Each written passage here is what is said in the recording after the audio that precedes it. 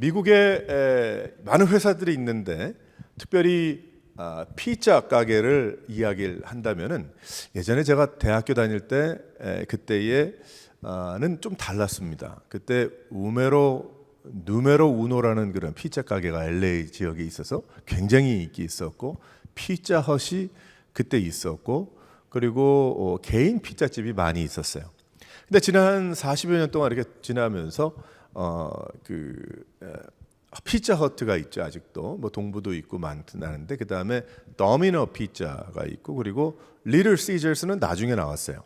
그래서 그들이 그 성공한 것을 가만 보게 되면은 리틀 시저스는 값이 쌌습니다. 뭐 라지 피자 하나에 뭐 5불, 다른데 8불 할 때. 그 도미노 피자는 배달, 딜리버리 이걸 했고, 그 다음에 피자 허트는 피자만 팔지 않았고 들어가 보게 되면 뭐가 많았어요. 그래서 거기 가보게 되면 런치 때나 저녁 때 가면 가더라도 피자만 먹지 않고 뭐가 먹을 것이 굉장히 많은 곳이었다, 그런 생각이 듭니다. 근데 그러다가 파파존스가 이제 나왔어요. 파파존스가 나왔는데 파파존스라는 존스라는 그런 피자 가게가 굉장히 잘 됐습니다. 지금도 잘 되는데, 물론 구워 먹어야 되는 그런 건 있지만, 근데 왜 그렇게 잘 됐는가 누가 알아봤더니 본질인가, 본질. 피자 가게의 본질이 무엇입니까? 맛이잖아요. 그 성실하게 충실한 맛이란 말이에요. 뭐 배달을 빨리 해서도 아니고, 먹을 게 다른 것이 많아 있어서도 아니고, 값이 싸서도 아니고, 본질을 찾은 겁니다. 우리는 본질에 목숨을 건 그런 회사들이 굉장히 잘된 그러한 예를 많이 볼 수가 있습니다. 하지만 이 어지러운 그런 세상에 우리가 살다 보니까 이 본질에서 벗어난 일들도 굉장히 많이 있죠. 과거에 로마 교회가 망할 때도 그 당시에 그 로마의 교회가 로마와 같이 망하게 됐는데, 그 당시에 교회라도 좀 살아서 회개하고 주님 앞에 나오면 좋았을 텐데, 그 로마 교회의 그 리더들이 도대체 바늘 끝에 천사가 얼마나 많이 올라설 수 있을까라는 제목을 가지고 다투고 있었다고 합니다. 또 그 후에 러시아 교회가 공산혁명으로 같이 이제 망하게 되었을 때에 러시아 교회의 종교 지도자들이 무엇 때문에 다투고 있었는가 하면, 도대체 예배를 인도할 때 황금색 옷을 입어야 되겠는가, 빨간색 옷을 입어야 되겠는가를 가지고 다투고 있었다는 거예요. 무슨 일인가, 무엇인가 하면은 본질에서 떠나 있었다는 것이죠. 과연 그 원래 있어야 될 그러한 자리에 제대로 있지 못할 때에 결국은 망하게 되더라는 거예요. 세상에 뭐 사업도 그렇고 또 교회도 그렇고 영적인 것도 그렇다는 것입니다. 우리도 가만히 우리 스스로를 돌아봐야 됩니다. 우리 개인을 돌아봐야 하고 우리 교회를 돌아봐야 합니다. 과연 우리 교회는, 과연 나의 믿음 생활과 신앙은 그 본질이 제대로 있는가, 그것을 쫓아가고 있는가 돌아봐야 되는 것이죠. 하지만 실은 우리도 신앙의 본질에서 떠나 있을 때가 너무나도 많이 있습니다. 믿음으로 산다고 하면서 교회에 열심히 있다고 말은 하지만 실은 신앙과 믿음의 본질과는 거리가 먼 그러한 일들이 많이 일어나더라는 거예요. 그래서 옥신각신하면서 시간을 낭비하고 에너지를 낭비하는 일들이 많이 있더라는 것입니다. 이 오레곤 새로운 교회가 이제 우리가 한 1년 반이 됐지 않습니까? 1년 반이 됐는데 이 탄생하기까지 많은 일들이 있었습니다. 우리는 모르죠. 하지만 우리 각자 이야기를 들어보고 또 돌아보게 되면 각자 많은 것을 경험하고, 그리고 우리가 오레곤 새로운 교회로 모이게 됐습니다. 하나님께서 은혜를 주셔서. 저도 마찬가지. 그래서 일찍 제가 오레곤 새로운 교회를 하나님께서 도와주셔서 시작하기 전에 실은 이제는 1세 사역에서 은퇴했으면 좋겠다. 그래서 다른 모습으로 복음을 전했으면 좋겠다라고 생각하고 있었어요. 그것을 소원하고 있었습니다. 그 중에 하나가 이 본질의 문제였던 거예요. 물론 저를 포함해서의 이야기지만, 하나님을 사랑하고 은혜 받는 것에 목숨을 걸지 않고 사람들의 목숨을 걸고 사람들을 본질로 여기고 이 어떤 세상의 어떤 눈에 보이는 것의 본질로 여겼던 그러한 모습들 때문이었어요. 한 교회 사역을 마치고 다른 교회로 이제 사역지를 이제 목사들은 옮기게 되니까 이 옮기게 됐습니다. 그렇게 할 때는 강한 의지와 결단과 많은 것을 정말 뒤로 하고 떠나는 것이거든요. 그리고 새로운 사역지에서 자신들은 이제 더 이상 이제 이것이 마지막이라고 여깁니다. 그러니까 와서 우리 사역해 주시고 그리고 함께 교회를 이룹시다. 이제 그 이야기를 듣고 갔더니 마지막 기회라고 해서 갔는데 가보니까 마지막이 아니었다는 거예요.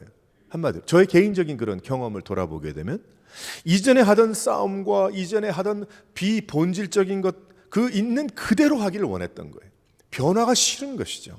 그러니까 그런 게 싫은 거예요. 비본질적인 에너지 낭비와 시간 낭비에 더 많은 것을 두기 원했다는 거예요. 본질이 무엇인지 본질로 돌아가기를 원치 않았다는 것입니다. 그런데 이전에 하던 것이 좋은 것이면 모르는데 성경과 전혀 관계가 없고 그리고 하나님과 관계없는 것을 두고 교회를 하자고 하니 하나님과 관계없는 것을 하나님이라고 하면서 담임 목사 하라니 그걸 어떻게 하겠어요? 할 수가 없는 것이죠. 나는 아무것도 모르고 또 이전에 아무것도 더 좋지 않은 것은 알고 싶지도 않고 그저 앞만 보고 새로운 변화를 위해서 새롭게 변화할 것을 기대했는데 막상 뚜껑을 열어보니까 하나님께서 말씀하신 본질이 아니었고 본질로 돌아가고자 하지 않았다는 것입니다. 그래서 결국 저도 그런 생각을 했어요. 저도 좀 부족한 또 연약한 사람이니까 더 이상 이렇게 하다가는 내가 정신이 나가든지 아니면은 먹고 사는 일밖에 되지 않겠다. 그런 생각이 들더라고요. 어느 한순간에. 이 본질이냐 아니냐는 그런 차원의 이야기를 할 때 실은 그 안에는 좀 전에도 말씀드렸지만 저도 포함된 이야기입니다. 그래서 결국 이제 일찍 은퇴를 하자. 저 나름대로 뭐 하나님이 은퇴해라 그게 아니고 제가 소원하고 있었어요. 제 마음속에. 그런데 하나님께서 저에게 또 다른 기회를 허락하셨습니다. 오레곤 새로운 교회가 탄생하게 된 거예요. 그래서 오레곤 새로운 교회는 본질을 떠나지 않고자 하는 마음으로 세워진 교회임을 믿으시기를 바랍니다. 제 한 사람의 이야기지만 하지만 각자가 비슷한 스토리를 다 가지고 있는 거예요. 그래서 우리가 모인 거예요. 그러니까 이 교회는 본질이 뭐냐? 그리고 그 본질을 위해서는 우리가 다른 것을 타협하지 맙시다. 그리고 다른 것은 우리가 덜 중요하게 여기고 본질, 우리가 그 하나님께서 말씀하신 그것을 향해서 달려나가고 그 일을 이루십시다. 그거거든요, 바로. 그래서 우리 교회가 태어나고 시작이 된 것이거든요. 그러니 얼마나 기쁘고 소중한 교회입니까? 그래서 저는 우리 교회가 하나님께서 말씀하시는 확실하고 명확한 본질의 문제를 고민하고 우리가 나가야 할 것이고 그렇게 나아갈 때에 하나님께서 우리 교회를 통해서 여러분들을 통해서 이 세대와 이 지역에 놀라운 일을 이루실 것을 믿습니다. 하나님께서 그렇게 하실 거예요. 무엇이 신앙의 본질인가 한번 생각해 보십시다. 그러려면 오늘 말씀을 통해서 예수님이 무엇 하셨는지 알면 그것이 본질이구나를 알 수가 있어요. 우리의 믿음 생활이 그렇게 해야 되겠구나, 우리 교회가 그렇게 가야 되겠구나, 그것을 알 수가 있습니다. 여기 도대체 그 본질이 무엇인가? 여기 몇 가지가 나옵니다. 첫 번째로 한번 다 같이 읽어보도록 하겠습니다. 시작. 23절의 말씀을 보게 되면 예수님은 사람들을 가르치셨어요. 예수께서 온 갈릴리에 두루 다니사 그들의 회당에서 가르치시며 그렇게 이야기를 하고 있습니다. 가르치신 것, 그게 본질이었다는 거예요. 그 가르치신 그 내용, 그것이 본질이죠. 예수님은 계속해서 사람들을 만나셨습니다. 깨닫게 하신 거예요. 말씀하시고 그들을 설명하셨어요. 특별히 자신들이 가장 많이 안다고 여겼던 회당에 다녔던 열심당들, 그들을 찾아가셨습니다. 예수님께서. 예수님은 갈릴리의 많은 사람들에게도 가셨지만 특별히 열심당들에게 가셨어요. 회당에 다니던 사람들은 유대인들입니다. 누구보다도 자신들이 하나님을 잘 알고 있다고 자부심을 가졌던 그런 사람들이었어요. 누구보다도 하나님의 말씀에 대해서 잘 안다고 하는 사람들입니다. 바리새인들이고 종교 지도자들입니다. 인생의 가치관을 회당에 두고 열심히 자신에게 회당에서 사람들에게 정해준, 말씀해준, 또 내려오던 그러한 것을 가장 중요한 본질로 여기고 살아갔다는 거예요. 그래서 무슨 옷을 입고 어떤 옷 끝에 술을 달고 다녔는지 그것이 본질이었어요. 그 사람들의. 그 사람들은 다른 사람들이 볼 때에 어떻게 인정하는 것, 그것이 본질이었어요. 사람들이 하나님의 말씀을 벗어나 사람들이 정해놓은 그 모든 것을 이루는 것이 본질이었어요. 그러다 보니까 거짓말을 하게 되고 덮어놓게 되고 회칠한 무덤이 되고 마는 것이죠. 하지만 누구보다도 불쌍한 사람들이었습니다. 자신들의 질이 누구보다도 옳다고 여겼기 때문에 그래요. 하나님의 말씀의 본래 의미와 메시지를 알고자 하는 것보다 사람들이 만들어 놓은 법칙과 조직과 그리고 관례와 사람을 의식하고 사람들을 기쁘게 하는 일에 그거를 본질로 여겼기 때문에 불쌍한 사람들이었어요. 그들은 누구보다도 하나님을 잘한다고 스스로 여겼습니다. 말씀에 가까이 있을 수 있었으나 화살이 관역에서 빗나간 것처럼 그들의 믿음은 빗나가 있었다는 거예요. 그래서 예수님이 그들에게 찾아가셔서 가르치신 거예요. 예수님은 누구보다도 그들을 불쌍히 여기시고 회당에 가셔서 하나님의 말씀을 설명하시며 가르치시는데 먼저 시간을 보내셨습니다. 실은 사도 바울도 예수님께서 하신 것처럼 그가 이방인의 사도로 부름을 받고 그 소아시아를 다녔지만은 가장 먼저 한 일이 회당을 찾아갔습니다.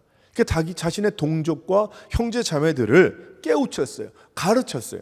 예수님 십자가에 오셨고 그분이 메시아고 그분이 부활하셨다. 회당 위주의 종교 생활을 하던 자들에게 사도 바울은 그것이 본질이 아니다라고 이야기하다 배척을 받게 되죠. 예수님의 말씀이 자신들이 믿는 본질이 아니라고 결국은 모욕했고 배척하고 고소하고 결국 예수님을 십자가에 못 박는 일까지 했던 것입니다. 예수님은 그러한 자들에게 풀어서 말씀하시는 거예요. 가르치신 거예요. 그들 중에는 니고데모라는 사람이 있었고 그들 중에는 아리마떼 사람 요셉이라는 사람도 있었고 그들 중에는 뭐 꼭 바리새인이 아니었지만은 삭개오라는 사람도 있었고 그들 중에는 너무나도 많은 사람들이 있었습니다. 예수님께서 만나서 풀어서 그들을 가르쳐 주신 거예요. 예수님은 그들에게 말씀으로 오셨습니다. 지금의 우리들을 생각해 보십시다. 처음 예수님을 믿었을 때의 지금과 다를 수도 있었어요. 어떻습니까? 좀 더 그때는 순수했고 좀 더 사모했고 그때는 좀 더 뜨거웠고 그럴 수 있습니다. 근데 지난 5년 동안 10년 동안 30년 동안 지나면서 과연 그때 그 첫사랑을 내가 아직도 가지고 있는가? 내가 처음 예수님 만나서 하나님을 만나고 회개하고 주님을 만난 후에 가지고 있는 그 뜨거움과 그 열정과 그 새로움이 아직도 내 마음속에 요동을 치고 있는가? 만약에 그렇지 않다고 한다면 어쩌면 지금 나는 비본질적인 것을 쫓아가고 있을 수도 있는 겁니다. 덜 중요한 것을 중요하다고 여기면서 하나님을 온전히 바라보지 아니하고 다른 것을 바라보고 나갈 수도 있다는 거예요. 그런데 어쩌다가 그 첫사랑을 잃어버린 경우는 아닙니까? 우리는 스스로를 돌아보고 첫사랑에서 떠나지 말아야 함을 믿으시기를 바랍니다. 그리고 예수님을 만난 그 스토리를 잊어버리면 안 되는 거예요. 하나님께서 나를 만나주신 그 첫사람, 어떻게 누구를 통해서 올 수 있죠? 옆집 아저씨를 통해서, 어느 목사님을 통해서, 무슨 책을 읽다가, 간증을 듣다가, 혼자 있다가 하나님께서 깨달음을 주셔서 예수님을 믿을 수 있잖아요. 그러면 그 스토리를 잊어버리면 안 되는 거예요. 그것이 바로 가르침이 되어서 전해야 될 줄 믿으시기를 바랍니다. 그걸 잊어버리고 어디 다른 데 던져버리면 안 되는 거예요. 예수님께서 그렇게 하신 것과 같이 나도 그렇게 가르치는 삶을 살아야 되기 때문입니다. 예수님께서 그렇게 많은 말씀을 듣는 이유가 무엇입니까? 유튜브를 통해서 무엇을 통해서 너무 많은 그 말씀들이 돌아다니고 있잖아요. 다 훌륭한 말씀들이죠. 바른 말씀들이죠. 근데 그렇게 듣는 이유가 무엇입니까? 귀를 좋게 하기 위해서 우리가 그렇게 합니까? 그렇게 많은 설교를 들으려고 여기저기를 돌아보는 이유가 무엇입니까? 많이 알기 위해서입니까? 거기에서 끝나는 경우가 너무나도 많이 있어요. 우리가 하나님의 말씀을 듣고 가르침을 받는 이유는 가르치기 위함임을 믿으시기를 바랍니다. 그래서 땅끝까지 가르치는 거예요.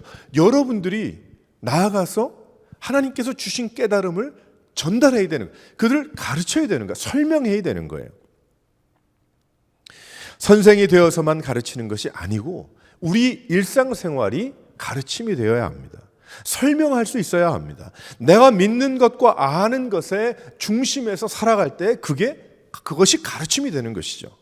그리고 그 소망에 대해서 묻는 자들에게 나의 삶으로, 인생으로 설명할 수 있어야 됩니다. 그래서 우리 모두 다 무엇입니까? 가르침을 받았고 가르쳐야 하는 그러한 인생인 거예요. 예수님께서 무엇을 하셨습니까? 예수님의 제자들이 무엇을 했습니까? 그들이 듣고 믿는 것을 가르쳤어요. 어디를 가든지 소그룹으로 가정을 찾아다니며 마음을 열고 있는 사람들에게 주저하지 않고 그 하나님에 대해서, 성경 말씀에 대해서 그들을 티치했습니다. 티칭했어요. 가르친 거예요. 우리 신앙생활이 듣는 것에 끝나면 안 됩니다. 예수님을 따라서, 본질을 따라서 사는 여러분들이 되시기를 바랍니다. 예수님께서 보여주신 건 무엇이 본질입니까? 하나님의 말씀을 내가 알아야 하고, 하나님의 말씀을 듣고 깨닫고 그것을 깊이 있게 묵상하면서 그 말씀이 나의 중심의 삶이 되어서 그것을 다른 사람에게 설명할 수 있는 그러한 인생. 그러니까 설명할 수 있는 삶이라고 이야기하니까 내가 공부도 많이 해야 되고 말주변도 좋아야 되고 뭐 생각도 많고 아니요. 내가 10마디 알면 하나님이 그 10마디 사용하십니다. 내가 공부가 뭐 박사 혹은 내가 어떤 분은 나는 초등학교밖에 못 나왔어요. 차이가 좀 있지만 하지만 안 그렇습니다. 어떤 사람이 100마디를 알면 100마디를 통해서 내가 은혜를 받고 나눌 수 있고요. 내가 10마디를 알면 10단어를 안다고 해도 하나님께서 동일한 축복을 주시고요. 그 10단어를 가지고 충분히 내가 하나님의 놀라운 은혜와 사랑을 나눌 수 있는 거예요. 안 하니까 문제지. 하나님의 부르심이 거기에 있다는 것을 제대로 깨닫지 못했기 때문에 우리는 비본질적인 것에 그저 목을 걸고 목숨을 걸고 내가 높냐 낮냐, 내가 인정을 받았냐, 나에게 인사했냐 안 했냐, 무슨 옷을 입었냐 안 했냐, 이런 소리 하다가 시간 다 가는 거죠. 지금 그럴 시간이 어디 있습니까? 세상이 이렇게 막 가고 있는데 우리가 언제 어떻게 될지 어떻게 알겠어요? 말씀으로 무장해야 됩니다. 우리가 하나님께 배운 그것을 또한 나눌 줄 아는 그러한 인생이 되어야 함을 믿으시기를 바랍니다. 나의 가족들에게, 나의 이웃들에게 세상에 가르치라 하시죠. 무엇을? 내가 고백하는 그 고백을, 하나님이 주신 그 간증을, 나는 증인된 인생이기, 나는 주님을 만난 그러한 인생이기 때문에 그것을 나누는 거예요.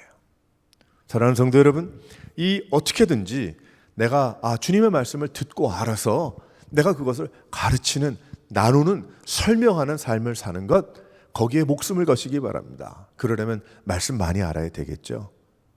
가르칠 수 있는 여러분의 인생이 되시기를 주님의 이름으로 축원합니다. 두 번째로 무엇이 본질입니까? 예수님 보여주신 것. 시작. 예수님은 복음을 전파하셨어요. 23절에 보니까 천국 복음을 전파하시며 선포하셨다는 거예요. 스피커로 크게 말씀하면서 돌아다니셨다는 거예요. 우리 이것을 통해서 깨달을 수 있는 건 무엇입니까? 예수님 찾아가셨습니다. 찾아다니셨어요.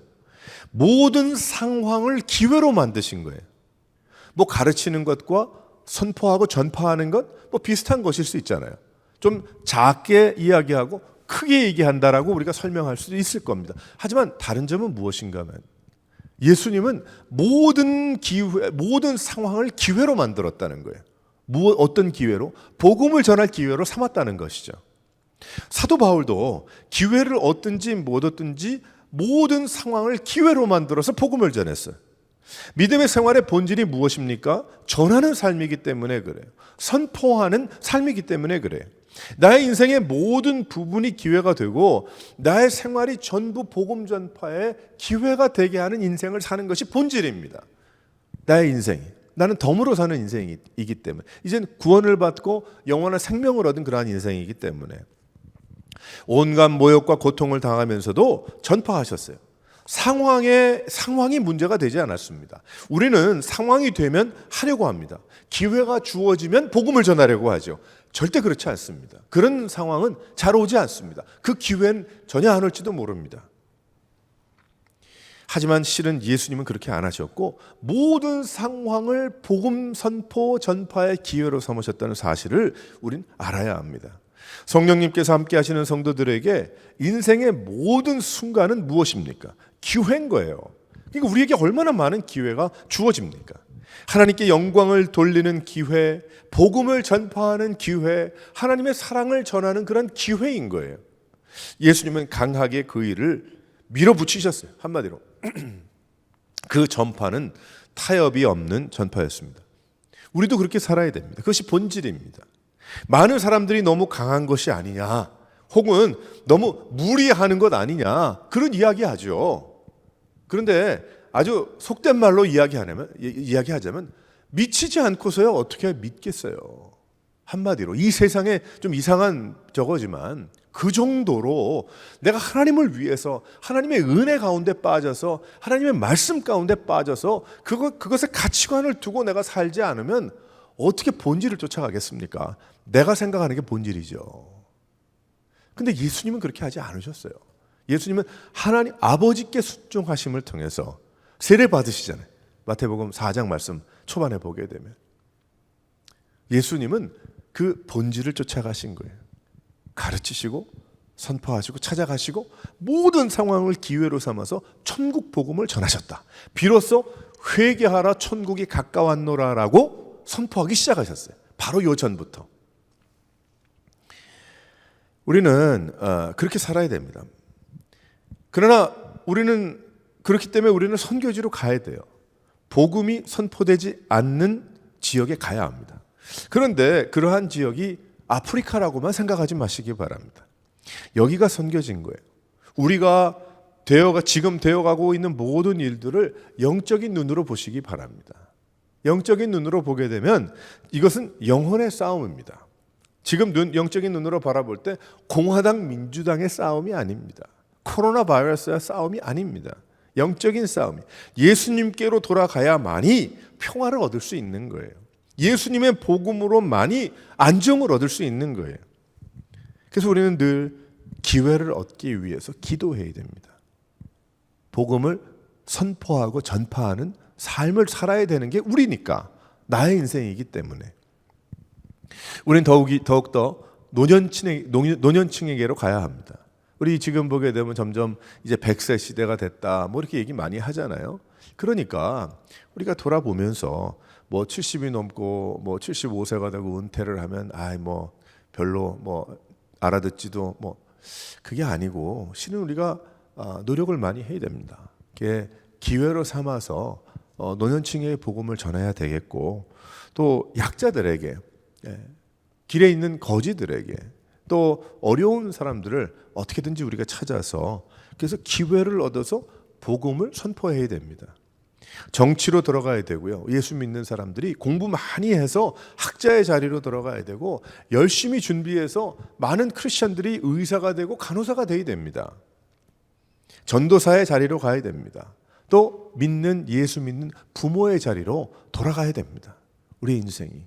그것이 본질입니다. 그냥 먹고 사는 것이 아니고, 그냥 성공하는 것이 아니고, 내가 하나님께서 나에게 주신 능력과 그 모든 것을 다 동원하여 복음을 전파하고 선포하는 일을 해야 되기 때문에 그것이 본질인 거예요. 그러니까 내가 지금 하는 모든 것은 주를 위해 하는 거죠. 내가 일을 해도 주를 위해, 공부를 해도 주를 위해. 내가 이 모든 것은 왜 그래요? 좀 전에 이야기했지만 나는 덤으로 사는 인생이니까, 지금 죽어도 내가 여한이 없는 영원한 생명을 얻은 하나님께서 구원해 주신 그러한 사람이기 때문에 인생의 모든 순간을 기회로 삼아야 하는 것입니다. 지금도 돈을 잘 버는 사람들이 가끔 나타납니다. 가만 보니까 연구를 많이 해가지고 특허를 내더라고요. 특허를 내. 그래서 오래전에 제가 한번 얘기 드렸나, 뭐 한 20년 전인가 30년 전인가, 어떤 여자가 그 여자들 플라스틱으로 이렇게 동그래가지고 쭉 된 거 하나 만들었잖아요. 1불도 안 했어요. 그거 해가지고 그 여자 그 당시에 수백만 불 벌었어요. 수백만. 멀티 밀리언웨어가 됐어요. 뭐냐면 여성들 머리 해가지고 뒤집어가지고 뒤에 꽂으면은 머리가 이렇게 예쁘게 쏙 되더라고. 뭐가 뒤가. 그거 아무도 생각 안 한 거예요. 근데 그 사람이 생각해냈어. 그래서 저도 그거 보면서 난 저런 머리가 없나. 그러고 났더니 주위에 가끔 보니까 특허를 내려고 노력하는 사람들 많이 있더라고요. 그것만 연구하는 사람이 있어. 그 여자분이 그것만 특허낸 게 아니고 그 전에도 그 아버지도 뭐 특허내가지고 돈을 벌고 하는 뭐 그런 것이 있더라고요. 그러니까 얼마나 모든 상황을 기회로 만들겠어요. 세상에 사는 사람도 그렇게 기회로 만들어서 성공해서 좋다 그러는데 우리 예수 믿는 사람들은 어떻게 되겠는가? 예수님은 모든 상황을 다 복음 전파의 기회로 삼았다. 우리는 이것을 다시 한번 깊이 있게 생각하면서 우리의 본질은 결국 무엇입니까? 복음을 전하는 것, 좋은 소식을 전하는 것. 예수님밖에 길이 없습니다. 전하는 것이기 때문에. 사랑하는 성도 여러분, 예수님은 복음을 전파하셨어요. 우리도 그 본질에서 떠나지 아니하고 이 예수 복음을 전하는 여러 성도들이 되시기를 주님의 이름으로 축원합니다. 세 번째로 한번 다 같이 읽어보겠어요. 시작.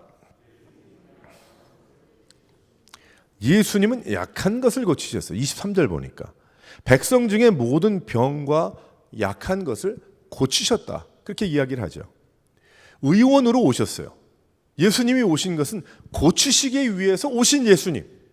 그냥 구름 타고 오셔서 자 이제 신학적으로 1, 2, 3, 4 하면 구원받고 간다. 거기로 끝나지 않으셨어요.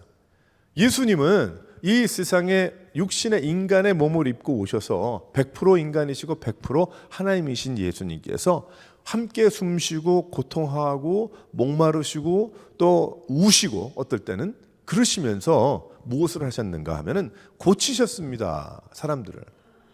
신학적인 것을 정립하려 오시지 않았어요. 그런데 왜 사람들은 성경을 학식으로만 알려고 하는지 모르겠어요. 그런 경우들 참 많이 있습니다. 사람을 살리는 거예요. 이 성경책은 사람을 살리는 책이에요. 우리 예수 믿는 것은 사람을 살리는 거예요. 죽을 사람을 살리는 거예요. 그러니까 예수 믿는 우리 크리스천들이 그것을 그 본질을 잃어버리지 말아야 복음을 전합니다. 전도할 수 있고요.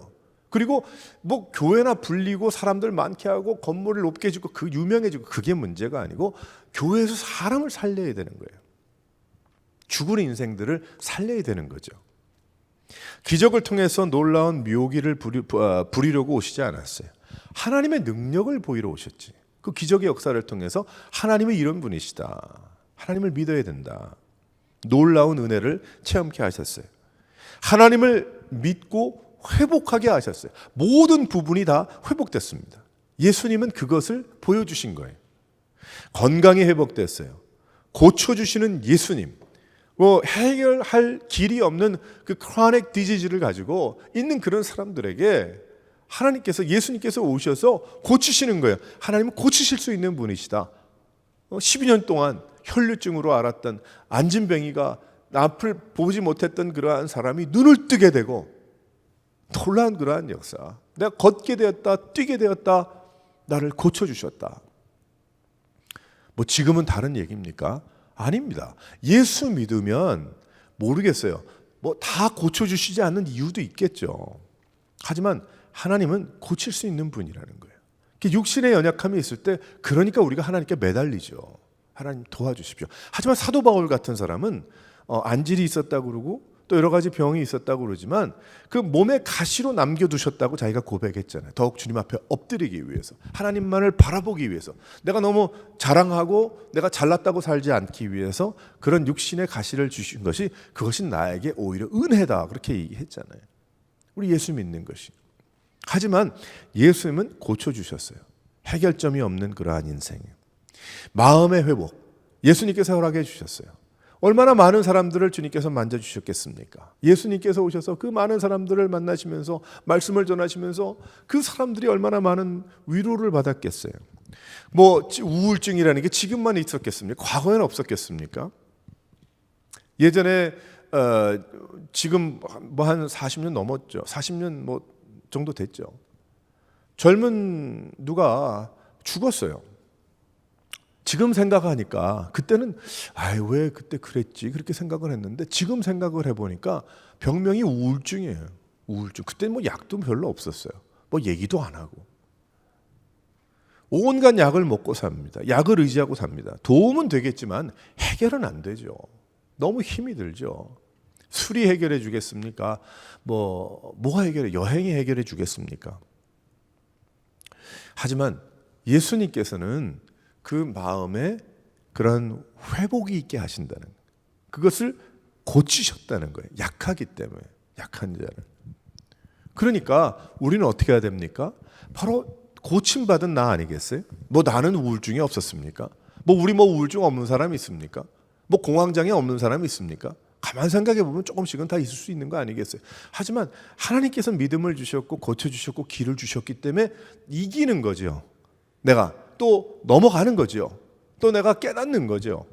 그러니까 우리가 예수님께서 나를 고쳐주신 그러한 고침받은 부분을 어떻게 해야 되겠어요? 나도 예수 이름으로 다른 사람을 예수 이름으로 고치는 거죠. 내가 고치는 게 아니고. 내가 받은 귀한 은혜와 깨달음을 전달할 때 성령께서 함께 하시니까 할렐루야 하는 거예요. 할 수 있는 거죠. 그러니까 우리가 어렵고 힘든 분 계시면 가서 손잡고 기도하잖아요. 연속국에 그런 모습 나오면 그렇게 생각하지. 그건 몰라서 하는 얘기지. 그 능력을 모르니까 하는 것이지. 본질로 돌아간다면 능력자들인 거예요. 우리 여기 앉은 모든 성도님들은 왜 그런가? 예수를 믿기 때문에. 예수 그리스도를 통해서 하나님께서 주신 능력들이 있거든요. 깨달음이 있거든요. 그것을 통해서 회복을 시켜야 되는 것이니까. 과거의 고통들, 과거의 죄책감에서 자유하지 못하는 경우도 예수님이 자유케 하시잖아요. 네? 하나님께서 다 자유하게 하시잖아요. 슬픔이 있습니다. 예수님은 슬픔이 오히려 약이 되어서 능력이 되게 하십니다. 오히려 다른 사람을 치유케 하십니다. 슬픔 없는 사람이 있습니까? 우리 중에. 그러나 예수 믿어서 그 슬픔이 무엇이 됐어요? 이제는 깨달음이 되고 은혜가 됐고 내가 오히려 감사가 되고 그것이 메시지가 되는 거 아니겠어요? 아픔이 있습니다. 당한 아픔이 얼마나 많습니까? 하지만 예수님은 더한 아픔을 겪으시면서 생명이 있다고 하십니다. 길이 있다고 하십니다. 다른 사람들이 이해해 줄 수 없는 나만의 괴로움도 있죠. 얼마나 많겠어요.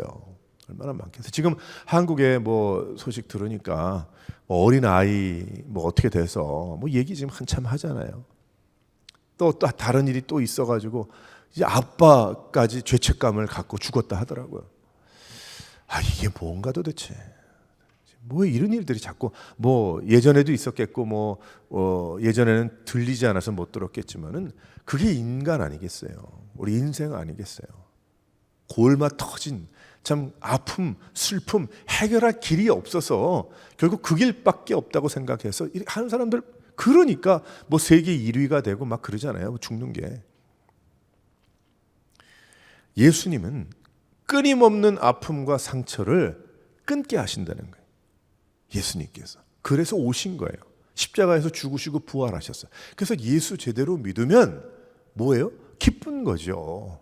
기쁜 거죠. 그리고 내가 고마운 거죠. 하나님께서. 그 마음을. 그러니까 그 평안과 그 기쁨과 건강과 회복이 어디서부터 나와요? 이 속에서부터 나오니까. 겉의 상황은 하나도 변한 게 없어. 근데 이 속에서 그 성령께서 나와 함께 하시는 하나님의 놀라운 은혜와 사랑이 꿈틀꿈틀 되니까 그 모든 상황과 어려움과 괴로움들이 더 이상 그렇게 안 보이더라는 거지. 그러니까 마음속에서부터 평안이 있으니까 이기는 거예요. 이제는 내가 이기는 거예요. 그것에 무릎 꿇고 울고 내가 또다시 내가 파놓은 굴 속에 들어가서 머리를 박고 있는 것이 아니고 예수님은 십자가로 치유하셨어요. 생명수 시냇가에 한번 제대로 닿으면 그 회복 끝입니다. 제대로 닿지 않았으니까 아무리 교회를 50년을 다녀도 안 되는 거죠. 그 사람도 예수 믿었는데 이러더라고. 예수 제대로 안 믿었으니까 그런 거죠. 실수하는 거죠. 우리가 드리는 예배, 찬양, 기도의 시간, 섬김의 사랑 제대로 닿으면 그것으로 완전한 회복을 누리게 됨을 믿으시기를 바랍니다. 그래서 예수님께서 하신 일이 그거예요. 그러면 교회의 본질이 무엇이고 내 본질이 무엇인가? 그러면 내가 그렇게 회복을 했으면 회복을 시키러 다녀야 될 거 아니에요. 회복을 나눠야 될 거 아니에요.